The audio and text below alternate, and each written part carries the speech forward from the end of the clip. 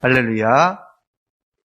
하나님이 오순절날 마가의 다락방에 있었던 120명의 제자들에게 성령 충만을 허락해 주셨습니다.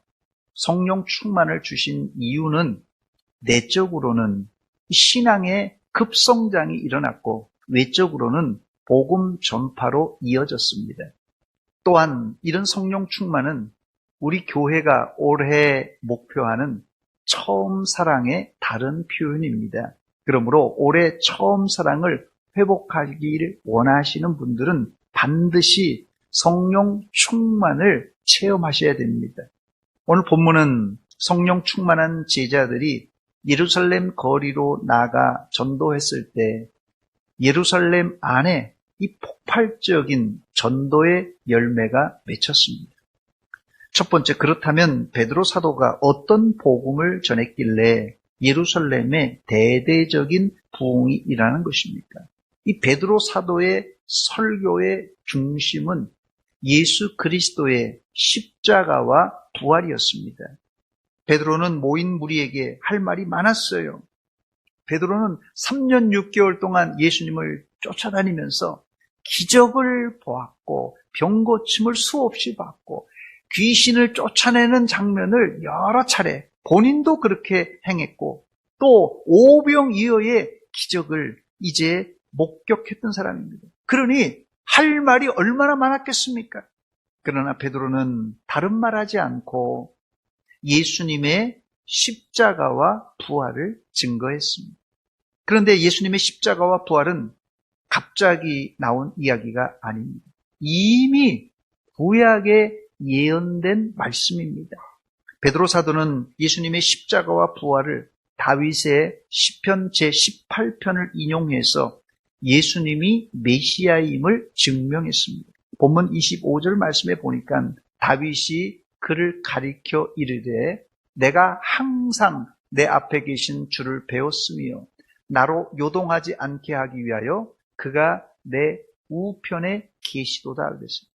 다윗은 예수님이 오시기 전 1000년 전에 살았던 사람이에요.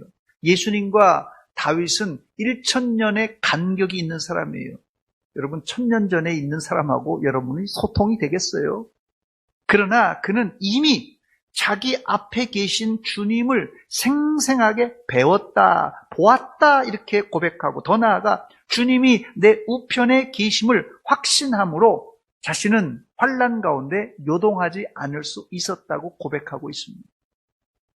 어떻게 이런 일이 있을 수 있겠습니까? 여러분, 공상, 영화에서나 있을 수 있는 일인데 어떻게 1000년 후에 태어날 사람을 향하여 이런 예언을 할 수 있었습니까? 그 대답을 베드로 사도는 다윗은 왕일 뿐 아니라 선지자였기 때문에 1000년 후에 오실 예수님을 미리 보고 심지어 그의 죽으심과 부활을 예언할 수 있었다고 말합니다. 본문 30절과 31절입니다. 그는 선지자라. 그는 선지자라. 하나님이 이미 맹세하사 그 자손 중에 자기의 자손 중에서 한 사람을 그 위에 앉게 하리라 함을 알고 미리 본고로 선지자니까 1000년 후에 일어날 일을 미리 본고로 그리스도의 부활을 말하고 그의 음부에 버림이 되지 않고 그의 육신이 썩음을 당하지 아니하리라 하는 것을 알았다는 것이에요. 우리나라 사람들에게 갑자기 이 다윗의 이야기를 하면 또 다윗의 시편을 이야기하면 이게 복잡한 설명이 필요합니다. 다윗을 설명해야죠. 시편을 설명해야죠. 복잡하지만 유대인들은 다윗이 쓴 시편을 이미 알고 있었기 때문에 베드로 사도는 다윗의 말을 그냥 인용하여서 복음을 증거할 수 있었던 것입니다. 베드로는 모인 무리에게 그 앞에 서서 큰 소리로 이렇게 외쳤습니다. 사도행전 2장 22절과 23절입니다. 이스라엘 사람들아 이 말을 들으라. 너희가 아는 바와 같이 하나님께서 나사렛 예수로 큰 권능과 기사와 표적을 너희 가운데에서 베푸사 너희 앞에서 그를 증언하셨느니라. 그가 하나님께서 정하신 뜻과 미리 아신 대로 내준 바 되었거늘 십자가에 내준 바 되었거늘 너희가 법 없는 자들의 손을 빌려 못 박아 죽였다고 말합니다. 베드로의 말을 요약하자면 하나님은 누구에게요? 하나님은 누구에게? 나사렛 예수에게. 이 나사렛 예수가 이게 중요한 포인트입니다.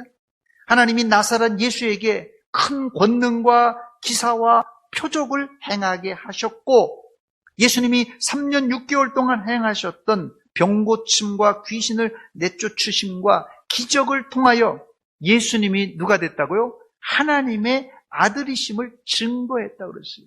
아무나 기적을 베풀겠어요? 아무나 병 고치겠어요? 아무나 귀신을 쫓아내겠어요? 바로 이걸 행위를 통하여 예수님은 하나님의 아들이심이 증명되었다는 것이에요. 그럼에도 불구하고 대제사장들과 바리새인들은 예수님을 십자가에 매달아 죽였습니다. 이 사실을 베드로는 너희가 법 없는 자의 손을 빌려 못 박아 죽였다고 말했어요. 그러나 여기서 예수님의 이야기는 끝나지 않고 새로운 이야기가 시작되는데, 사도행전 2장 24절 말씀 보니까 하나님께서 그를 사망의 고통에서 풀어 살리셨으니 이는 그가 사망에 매여 있을 수 없었음이라 그랬어요. 하나님은 예수님이 십자가에 돌아가신 후에 예수님을 살리심으로 메시아이심을 만천하에 증거했다는 것이에요. 여기서 우리는 예수님이 십자가에서 죽으시고 부활할 수 있었던 특별한 분인 것을 알 수 있습니다. 예수님께서 십자가에서 죽을 수도 있고 또 사흘 만에 다시 살아날 수도 있다는 것은 예수님이 바로 우리와 같이 육신을 가지고 있다는 뜻이에요. 또한 신성을 가졌기에 십자가에서 죽음과 부활이 가능했다는 것이에요. 즉 예수님은 인성이 있었기 때문에, 우리와 함께 우리와 같은 육신을 가진 인성이 있었기 때문에 십자가에서 고통당하시고 죽었고요. 여러분, 신은 못 죽습니다. 신이 죽을 수 있어요? 신은 안 죽어요. 못 죽어요. 예수님은 우리와 동일한 육신을 가졌기에 고통도 당하시고 죽임도 당하신 것입니다. 그리고 동시에 신성을 지녔기 때문에 사망 권세를 깨트리시고 부활하셨던 것입니다. 할렐루야! 그렇습니다. 베드로는 예수님의 인성과 신성을 가지고 있음을 바로 이 십자가와 부활을 통하여 확실하게 증명했습니다. 온전한 복음은 예수님의 십자가의 죽음과 부활을 인정하는 것이고, 바로 이 사실을 믿을 때 우리가 온전한 믿음 위에 서게 되는 것입니다. 두 번째, 베드로의 설교, 즉 예수님의 십자가의 죽음과 부활을 이 부활의 복음을 들은 백성들의 반응입니다. 이 베드로가 전한 십자가 부활, 예수님의 십자가 부활을 듣고 이스라엘 백성들이 어떻게 반응했냐는 것이, 본문 37절 말씀 보니까 그들이 이 말을 듣고 마음에 찔려 베드로와 다른 사도들에게 물어 이르되 형제들아 우리가 어찌할꼬. 이 말을 듣고, 이 말은 베드로의 설교를 말합니다. 베드로 설교의 핵심은 예수님을 죽인 자를 빌라도나 대제사장으로 한정하지 않고 이스라엘의 온 집, 바로 너희가 예수님을 십자가에 매달아 죽였다라고 선포했어요. 사도행전 2장 36절입니다. 그런즉 이스라엘 온 집은 확실히 알지니 너희가, 빌라도가 대제사장이 아니라 너희가 십자가에 못 박은 이 예수를 하나님이 주와 그리스도가 되게 하셨다고 말합니다. 이 말을 듣고 백성들은 형제여 우리가 어찌할꼬 하는 탄성이 터져 나왔습니다. 처음에 이들은 빌라도가 혹은 대제사장이 예수님을 죽인 줄로만 알았습니다. 사실 우리도, 여러분들도 예수 믿기 전에는 예수님이 빌라도 손에 죽었든 대제사장이 죽였든 그게 알게 뭡니까? 2000년 전에 예수님의 죽음과 부활이 나와 상관이 없다고 생각했을 것입니다. 그러나 말씀을 듣고 우리가 교회를 다니면서 은혜를 받고 나니까 예수님이 십자가에 달려 죽으신 것이 단지 빌라도나 대제사장 때문이 아니라 바로 내 죄 때문이라는 것을 발견하게 되었다는 것이에요. 여러분, 이 발견은 콜럼버스가 신대륙을 발견한 것보다 더 큰 발견입니다. 여러분이 예수님을 믿으면서 예수님의 죽음이 단지 빌라도와 대제사장과 심지어 유대인들이 죽였다고 이렇게 생각하는 사람은, 그 사람은 아직 신앙이 뭔지를 잘 모르는 사람이에요. 그러므로 건강한 그리스도인이라면 예수님의 십자가만 생각하면 눈에서 눈물이 흘려야 정상입니다. 제가 결코 여러분의 감정을 자극하려고 하는 말이 아닙니다. 늘 울어도 눈물로써,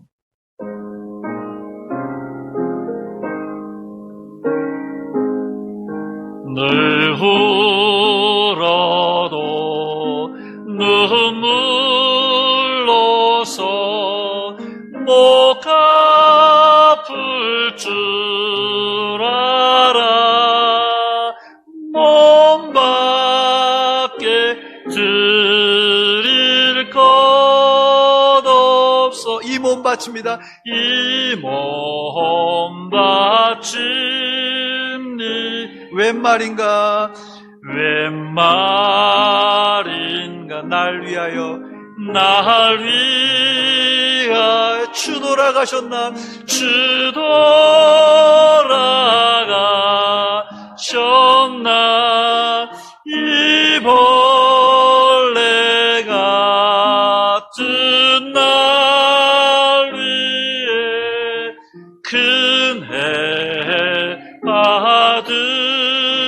받으셨나? 할렐루야! 예수님이 십자가에서 돌아가신 이유는 며느리 때문에, 시어머니 때문에 돌아간 것이 아니라 나 때문에 십자가에 돌아가신 것입니다. 이 말에 동의가 되시는 분들은 아멘 하시기 바랍니다. 베드로의 설교를 듣고 백성 안에 이런 영적 찔림이 밀려왔던 것입니다. 바로 이 찔림이 회개의 시작이었습니다. 이 찔림은 베드로의 설교를 통하여 시작되었지만 실상 하나님의 말씀을 타고 역사한 바로 성령 하나님의 감동과 감화로 인해서 형제여 우리가 어찌할꼬 하는 회개가 터져 나왔던 것입니다. 여러분, 회개란 무엇입니까? 회개란 하나님의 말씀을 들을 때 성령의 역사를 통하여 인간 내부에서 일어나는 죄에 대한 찔림, 죄에 대한 자각을 통해서 잘못을 자백하고 죄에서 돌이켜 어디로요? 하나님께로 향하는 행위를 말합니다. 오늘 설교 듣는 여러분 안에 이런 찔림의 역사, 성령의 감동과 죄에서 돌이켜 하나님께로 돌아오는 역사가 일어나시기를 주의 이름으로 축원합니다. 여러분은 언제 하나님의 말씀을 듣고 이런 찔림이 있었습니까? 여러분은 언제 하나님의 말씀을 듣고 이런 찔림이 있었습니까? 어려울 것 같아서 제가 사지선다형 문제를 준비했습니다. 1번, 지난주 설교를 듣고, 2번, 한 달 전에, 3번, 6개월 전에, 4번, 기억이 안 난다. 1, 2, 3, 4번 중에 몇 번입니까? 사랑하는 여러분, 건강한 성도라면 말씀을 읽고 듣고 묵상할 때마다 이런 찔림이 내 안에서 일어나야 정상입니다. 그런 성도가 영적으로 깨어있는 성도입니다. 이런 찔림, 여기 이 찔림이라는 단어는 헬라어로 카테니게산이라는 단어인데, 이 카테니게산이라는 단어는 바늘로 찌른다는 의미입니다. 그렇습니다. 건강한 성도는 하나님의 말씀을 들을 때 바늘로 찔리는 아픔을 느껴야 정상입니다. 바늘로 찌르는데 아픈 것을 느끼지 못하는 사람, 이건 심각한 사람입니다. 이런 상태를 바울사도는 화인 맞은 심령이라고 말했습니다. 그러므로 살아있는 건강한 성도라면 말씀을 들을 때마다 찔림이 있어야 됩니다. 그런데 회개하라고 목사가 설교하면, 목사님이 이 설교는 저 사람에게 하는 설교구만. 이 회개하라는 설교를 자기에게 적용하지 않고 다른 사람에게 적용하는 사람들이 있습니다. 몇 주 전에 한 분이 저에게 요즘 목사님이 하시는 설교가 자기에게 하는 설교라고, 자기에게 찔림이 있는 설교라고, 설교할 때마다 깜짝깜짝 놀란다는 소리를 들었습니다. 이분은 하나님의 말씀에 찔림이 있었다는 이야기입니다. 여러분들은 설교를 들을 때마다 이 말씀이 지금 나에게 아는 하나님의 말씀이라고 여러분 받아들이고 그 찔림을 통하여서 이제 회개 시작, 회개 출발이 일어나시기를 주의 이름으로 축원합니다.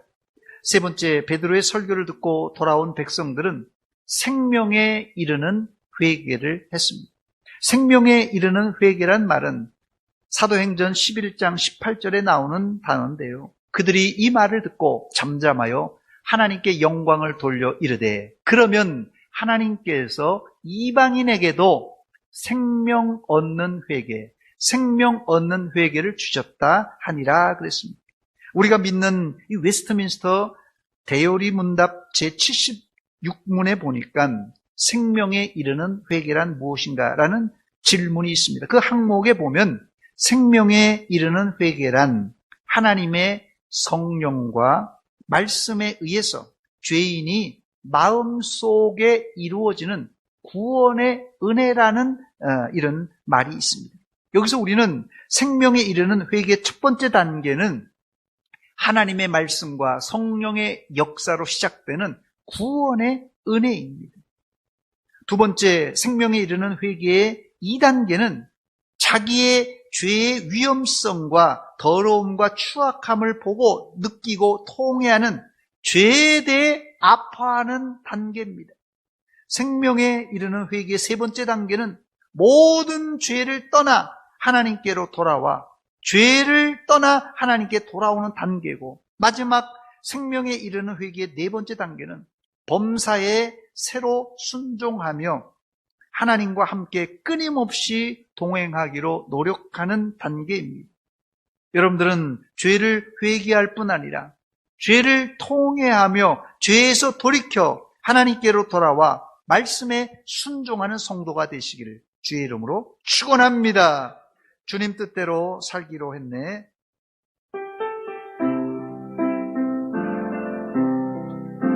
주님 뜻대로 살기로 했네. 주님 뜻대로 살기로 했네. 주님 뜻대로 살기로 했네. 뒤돌아서지 않겠네. 세상 등지고 십자가 세상 등지고 십자가 보내. 세상 등지고 십자가 뒤돌아서지 않겠네. 할렐루야! 이제 여러분이 구원에 이르는 회개를 하셨다면 다시는 뒤돌아서지 마시고 앞만 보고 나가시기를 주의 이름으로 축원합니다. 하나님은 뒤돌아서는 자를 기뻐하지 않으십니다. 히브리서 10장 39절로 38절로 39절 말씀 보니까 나의 의인은 믿음으로 말미암아 살리라. 또한 뒤로 물러가면 내 마음이 그를 기뻐하지 아니하리라 하셨느니라. 우리는 뒤로 물러가 멸망할 자가 아니요 오직 영혼을 구원함에 이르는 믿음을 가진 자니라 그랬습니다. 만약 여러분이 생명을 얻는 구원에 이르는 회개를 하셨다면 하나님은 여러분을 천국까지 인도하실 것입니다. 그러나 여러분, 한 가지 명심하시기 바랍니다. 우리가 구원에 이르는 회개를 했을지라도 아직 우리는 연약하여 넘어지고 또 쓰러질 수밖에 없습니다. 그래서 예수님도 제자들에게 기도를 가르치실 때 이미 예수를 믿는 제자들이에요. 그 믿는 제자들에게도 뭐라고요? 시험에 들지 말고 악에서 구해달라는 기도를 계속하라고 그랬어요. 시험에 들게 마시고 악에서 구원하여 주소서. 그러므로 우리가 유혹과 시험으로 넘어질 때마다 회개해야 됩니다. 물론 생명에 이르는 회개는 일생일대에 단 한 번만 하면 됩니다. 그러나 구원에 받은 이후에도 죄를 지을 때마다 그때그때 회개를 해야만 합니다. 만약 나는 생명 얻는 회개를 했기 때문에 더 이상 회개할 필요가 없다고 생각하는 사람이 있다면 그런 사람은 구원파에서 주장하는 구원론에 빠진 사람들이에요. 요한일서 1장 8절 말씀 보니까 만일 우리가 죄가 없다고 말하면 스스로 속이고 또 진리가 우리 속에 있지 아니할 것이요 그랬습니다. 그러므로 우리는 날마다 우리의 죄를 주님께 자백해야 됩니다. 요한일서 1장 9절 말씀 보니까 만일 우리가 우리 죄를 자백하면 그는 미쁘시고 의로우사 우리 죄를 사하시며 우리를 모든 불의에서 깨끗하게 하실 것이라고 말했습니다. 여러분들은 죄를 하나님 앞에 자백하심으로 죄사함을 받을 뿐 아니라 모든 불의에서 깨끗함을 받으시기를 주의 이름으로 축원합니다. 네 번째, 생명에 이르는 회개를 한 자에게 주시는 하나님의 복은 무엇입니까? 본문 38절에 나와 있는데요. 베드로가 이르되 너희가 회개하여 각각 예수 그리스도의 이름으로 세례를 받고 죄사함을 받으라. 그리하면 성령의 선물을 받으리라 그랬습니다. 회개한 자에게 주시는 첫 번째 선물은 죄사함입니다. 베드로가 이르되 너희가 회개하여 각각 예수 그리스도의 이름으로 세례를 받고 뭘요? 죄사함을 받으라 그랬어요. 하나님은 회개한 자에게 즉시 죄사함을 주십니다. 세상의 어떤 것으로도 우리의 죄를 씻을 수가 없습니다. 여러분 마음의 죄를 여러분 비누로 닦아낸다고 죄가 깨끗해지겠습니까?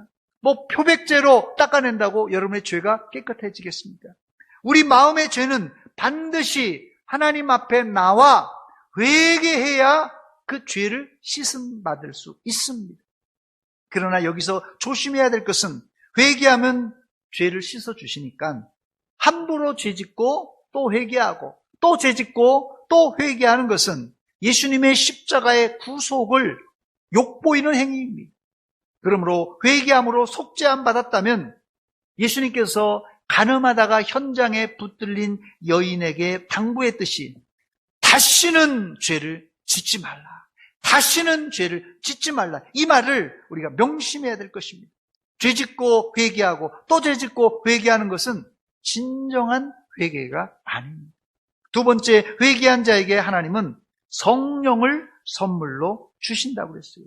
너희가 회개하여 각각 예수 그리스도의 이름으로 세례를 받고 죄사함을 받으라. 그리하면 뭘요? 성령의 선물을 받으리라 그랬어요.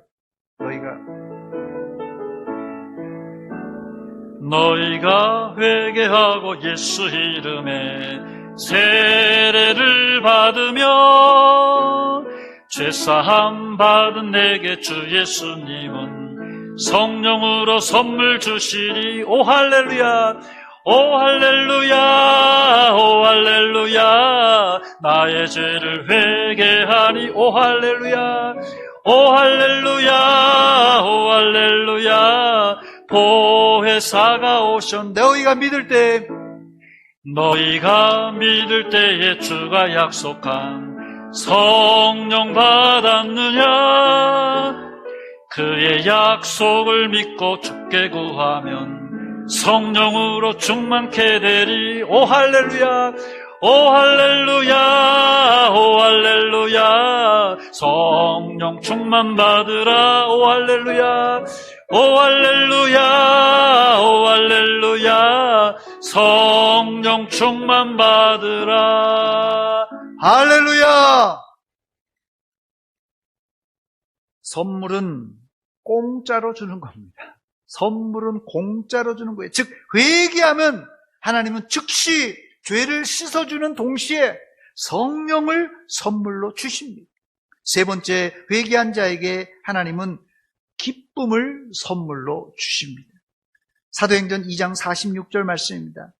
날마다 마음을 같이하여 성전에 모이기를 힘쓰고 집에서 떡을 떼며 기쁨과 순전한 마음으로 음식을 먹었다고 말합니다. 또 사도행전 8장에 환난으로 예루살렘에서 흩어진 성도들과 빌립은 사마리아 성에 가서 복음을 전할 때 귀신이 쫓겨나며 사람들이 회개하며 복음을 믿을 때 큰 기쁨을 받았다고 말합니다. 사도행전 8장 8절 말씀 보니까 그 성에 사마리아 성입니다. 그 성에 큰 기쁨이 있더라 그랬어요. 지금도 회개하고 예수 믿는 자에게 하나님은 큰 기쁨을 주실 줄 믿습니다. 우리 기쁨의 찬송을 한번 하겠습니다. 나 기뻐하겠네, 너 기뻐하겠네, 우리 기뻐하겠네. 나 기뻐하겠네, 너 기뻐하겠네, 우리 기뻐하겠네.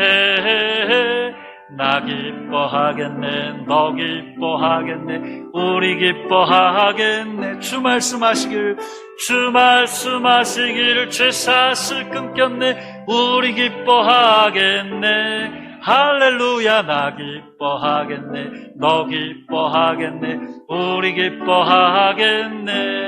할렐루야! 회개하고 복음을 믿는 자에게 주시는 죄사함과 성령의 선물, 그리고 기쁨의 선물을 받고, 여러분, 이왕 예수 믿을 거라면 즐겁고 행복하게 예수 믿으시기를 주의 이름으로 축원합니다. 끝으로 5번째, 사도들이 복음을 전할 때 놀라운 부흥이 일어났습니다. 복음을 전할 때 놀라운 부흥이 일어났습니다. 보면 41절 말씀 보니까 그 말을 받은 사람들은 세례를 받음에 이날에 신도의 수가 몇천 명이요? 3천이나 더하더라고 그랬어요. 성령 충만하여 전하는 복음엔 반드시 열매가 맺히게 되어 있습니다. 우리도 복음을 전할 때 구원받은 자들이 구름대처럼 벌떼처럼 몰려오는 역사가 일어나시기를 주의 이름으로 축원합니다.